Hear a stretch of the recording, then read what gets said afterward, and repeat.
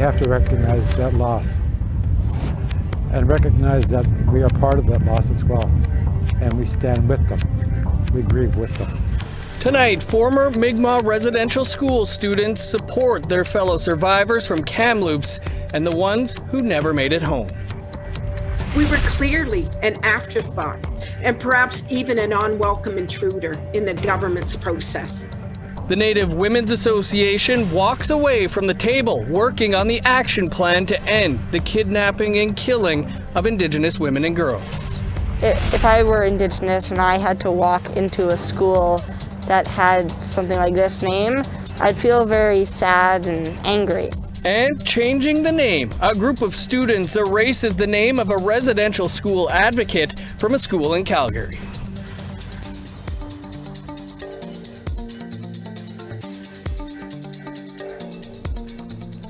Good evening, I'm Dennis Ward. Welcome to APTN National News. We begin in Kamloops, British Columbia, where APTN's Tina House continues to tell the horrific details of what happened at the former Kamloops Indian Residential School. A warning, the details may be disturbing to some of our viewers.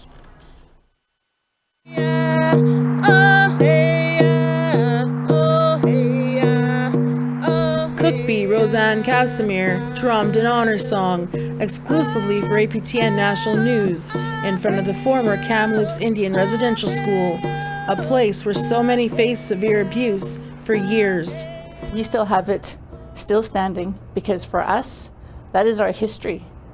We are not going to wipe away that history. We're not going to forget that history because for us, most important is knowing who we are, where we came from, and why we are so resilient. And that resiliency is what will get them through as they deal with the enormous tragedy of the 215 innocent children that were found in the mass grave. Richard Perrin wanted to come and pay his respects to the community after hearing it on the radio. We had been in Germany just before COVID, a year ago, October or something. We went to Dachau, and I got that same empty kind of feeling when knowing what happened here. APTN was also given exclusive access to tour the former school. Rose Miller, a former student, says it's not easy to be back here.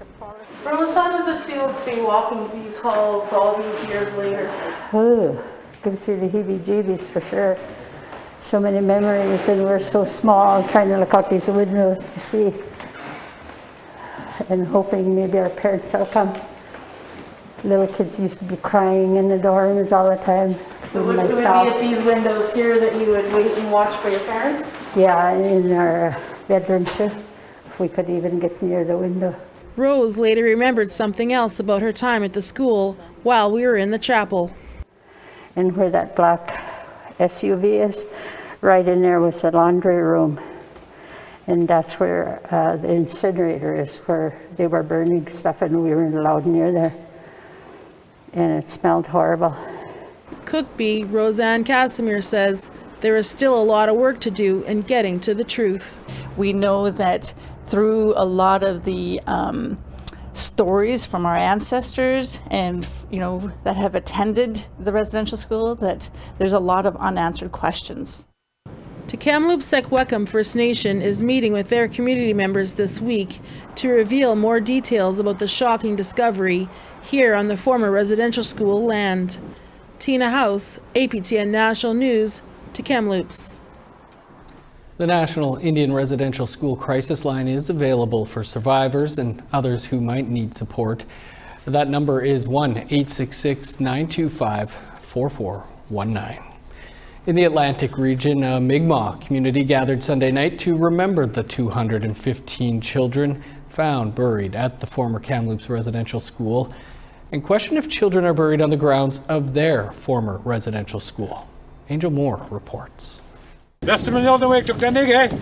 Elder Ellen Knockwood is a survivor of Shubenacadie Residential School. Sunday evening, he returned to the road that leads up to his old residential school with about 100 other people from Shubenacadie First Nation. While he smudged, people tied orange ribbons and teddy bears, all in memory of the 215 children buried at former residential school in Kamloops. Whether it happened 100 years ago our last week. We have to recognize that loss and recognize that we are part of that loss as well, and we stand with them. We grieve with them. Up the road from the ribbons and teddy bears is the old residential school. A plastics factory now is at the location. Knockwood says there are children buried at the site. There are 3 bodies there. Over here there's about 5. And on the other side of where the school was, on the road I was going to the barn, there's about 10 or 15 more there. But people fail to realize, fail to listen. According to Mi'kmaq Rights Initiative, ground-penetrating radar has been used to search the area, and no human remains have been found, but they are still looking. Chief Mike Sack has also heard children may be buried at the site and says finding answers is part of healing. You know, a lot of community members have always said for a long time, and I think that we need to make a big push to make sure that we check all of the grounds that are here and see what's what, just to put everybody at ease if there is or there isn't. Until more answers are found, makeshift memorials like these will have to do. Angel Moore, APTN National News, Sabaganagati First Nation. Now, the Alberta government has announced funding to help locate unmarked graves of Indigenous children. Alberta was home to 25 residential schools and the Charles Campbell Hospital in Edmonton, which performed medical experiments on children. While no financial numbers have yet been announced, the province says they are following the recommendations from the Truth and Reconciliation Commission in helping to locate the remains of hundreds of children who never returned to their homes. AFN Alberta Regional Chief Marlene Poitras says she is hopeful the real action will start quickly. I'm glad that this work will commence. You know, it's very important that we bring the rest of the children, you know, home, and so that the survivors and the Indigenous people across this country can have some closure and begin their process of healing. In Calgary, a sign of change. For years, the committee has been after the Board of Education to have the name of the Langevin School replaced. Langevin was one of the creators of residential schools. Now, after the tragedy in Kamloops and the shock art piece created outside of the school, the board has announced a new name. Tamara Pimentel has that story. After sundown, footprints were spray painted and banners hung outside of Calgary's Langevin School. Monday morning, the public woke to this demonstration, demanding for the name Langevin to be removed. He was an architect of the residential school system. By Tuesday, the Calgary Board of Education announced the school is now called Riverside School. My hope is that the community, and I think all of Canada, now understand the gravity of what we're talking about when we talk about truth and reconciliation. Michelle Robinson is part of a committee spearheaded by non-Indigenous allies. For years, they've been after the board to have the name Langevin removed, but were shut down. APTN interviewed grade 8 students Joy McCullough and Zach Helfenbaum in April. It makes me feel sad that, like, to this day, there's still like a school that was named after someone like that.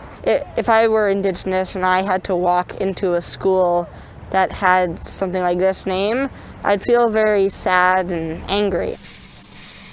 In a statement, the Board of Education said the tragic discovery in Kamloops and the reaction shared by Canadians has emphasized the importance of reconciliation. Kat Schick of the renaming committee says although the students have been turned down in the past, now is the time to remove names like Langevin. It's exactly the right time to do it, to show the public that there are people here that care about reconciliation, that care about survivors and victims of residential schools, and care that our institutions are named after people who actually promoted this horrible institution. Riverside School was the original name before being changed to Langevin. The Calgary Board of Education says it will be considering changes to policies regarding renaming at a meeting later this month. Tamara Pimentel, APTN National News, Calgary.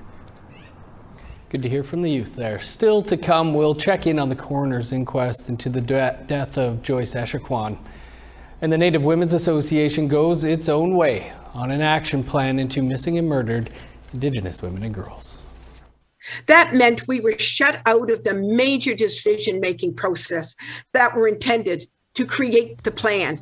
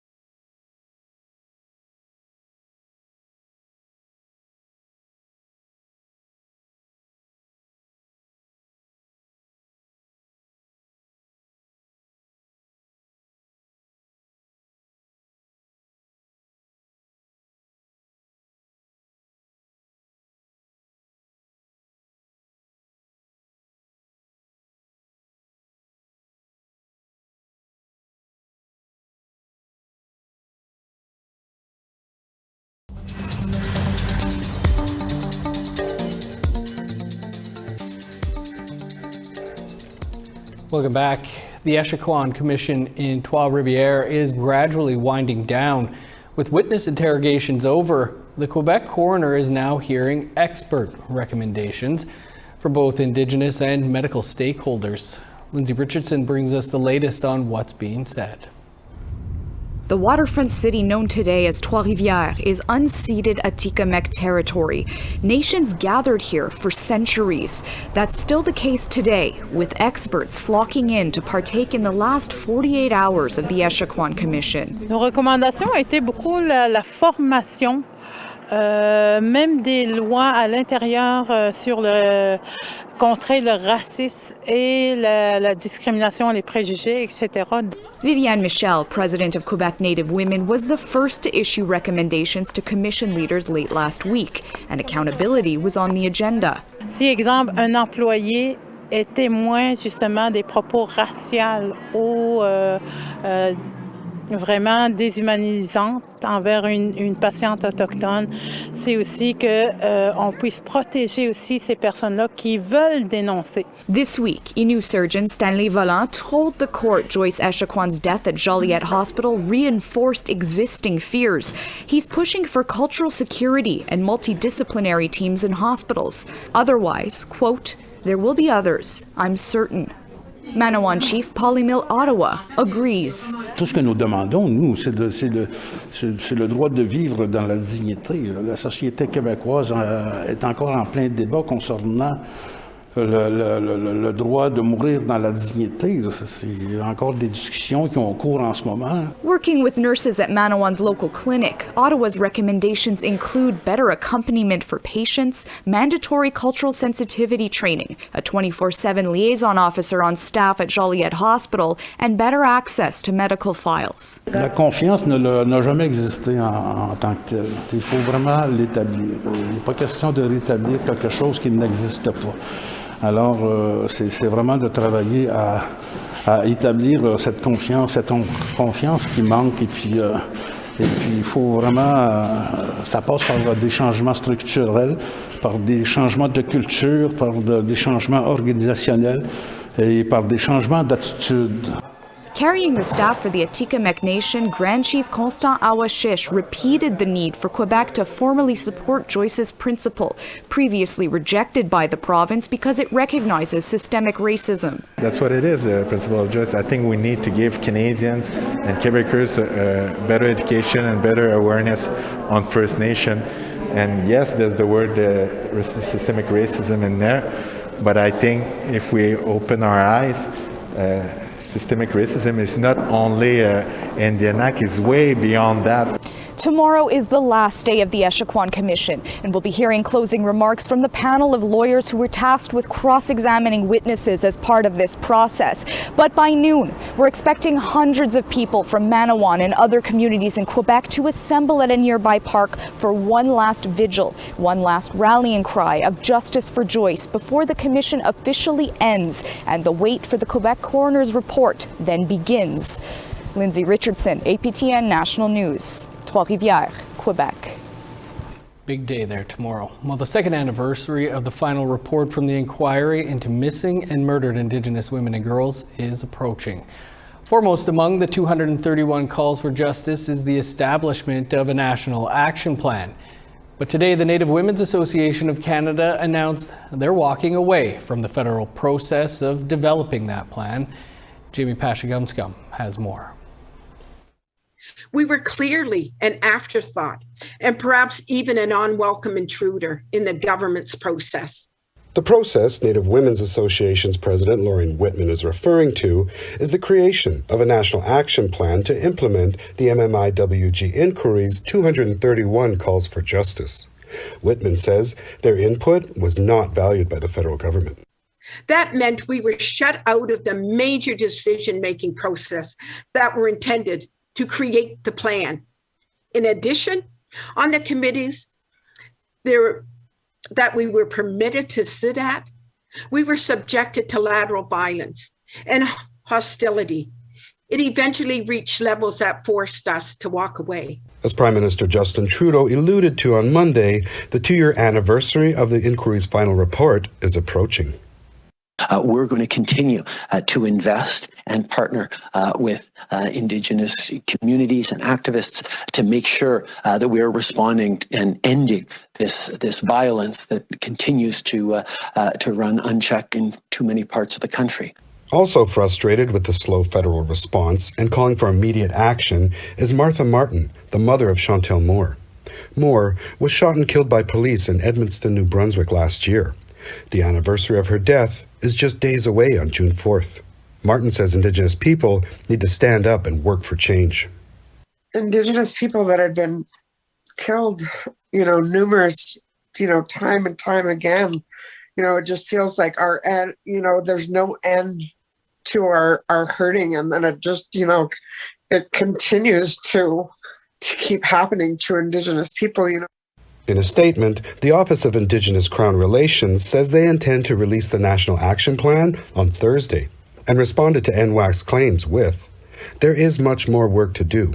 We are greatly appreciative of NWAC's work from past engagement efforts, value their input to date, and will continue to work with them through the Canada-NWAC Accord.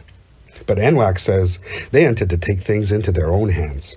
They listed 65 steps they will undertake to end genocide against Indigenous women, including the creation of resiliency lodges, which will be places of healing and empowerment, provide training, education, and entrepreneurial support for Indigenous women to break from the bonds of financial dependency, and a program that has already started, which are art workshops to foster healing and economic opportunities. Jamie Pashigumskam, APTN National News, Ottawa. And of course, we'll have plenty of coverage of the release of that national action plan. To election news now, and the Métis Nation Saskatchewan's election last weekend pitted two heavyweights against each other for the president's job. Métis National Council President Clem Cartier took a leave of absence to run against incumbent Glenn McCallum.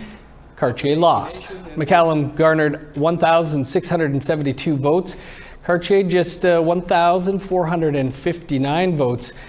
McCallum was in the crosshairs of Cartier and David Chartrand of the Manitoba Métis Federation, as McCallum is a supporter of the Métis Nation of Ontario, which had been sanctioned by the Métis National Council for its citizenship rules. Cartier says he will now go back to being president of the MNC. Coming up after the break, we'll take you to a special celebration. Stick around.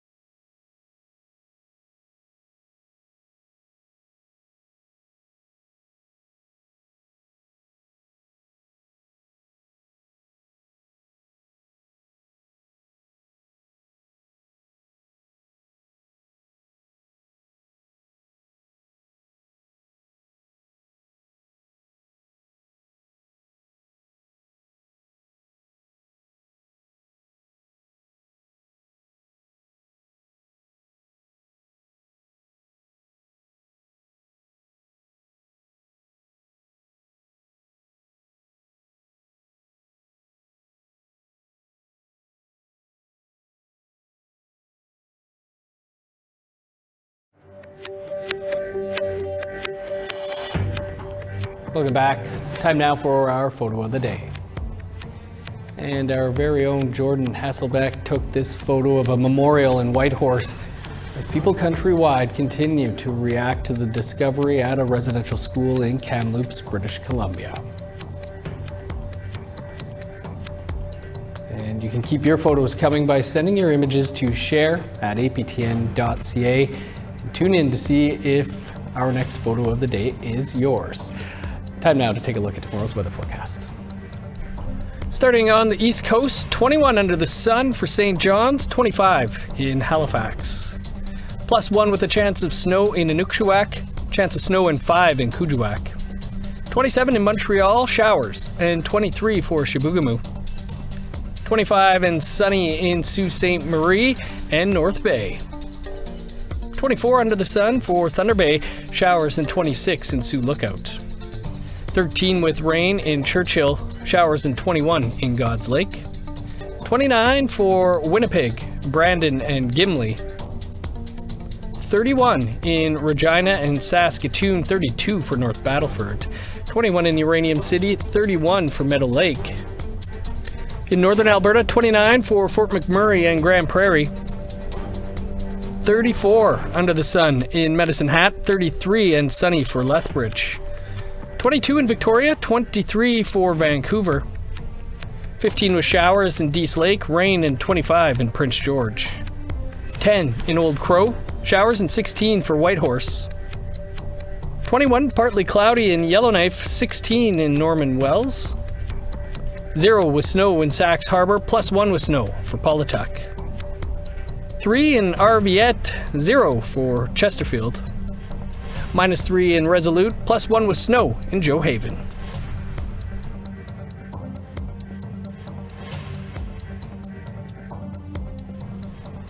In Saskatchewan, a big virtual gathering took place with hundreds of students and community members celebrating First Nations culture. APTN's Priscilla Wolf has the story. It was a lot of fun filming it. This is 14-year-old Maren Norton, a grade 9 student from the English River First Nation. She participated in an online powwow that took place with over 40 schools in the Prince Albert area.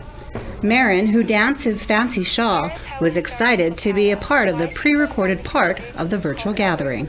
I was one of the participants in the documentary for the Heart of the Youth powwow, and it was a lot of fun filming it. Like seeing a bunch of people and seeing them dance and just getting back into the regalia was nice. Narrating was fun too. Since 2018, the Prince Albert school boards have been holding the annual powwow on the last Friday of May. They weren't able to hold one last year because of the pandemic. Elder Liz Tati says it was important to do something this year for the youth. That's why they took it virtual. Some of them are just scared to acknowledge their Indigenous part. And that just hurts my heart because we need to be proud of who we are and we need to hold our heads up. We have so much to offer and our youth are so gifted and so talented. Delphine Melchert, who sits on the planning committee, says the idea was to give online viewers the sense that they were at a powwow. So what they're going to see is the process of what is it like to attend a powwow. Even though they can't be there in person, they're going to get a taste of everything that happens at a powwow, plus some behind the scenes things that you wouldn't see if you went to a powwow. People can still access the online virtual powwow on YouTube. It's titled Heart of the Youth Powwow 2021. Priscilla Wolf, APTN National News, Saskatoon. Hopefully we'll all be gathering together in real life real soon. That's all the time we have for this Tuesday. For much more, visit our website, aptnnews.ca, and never miss a story by downloading the APTN News app. I'm Dennis Ward. Thanks for joining us. Take care and have a great night.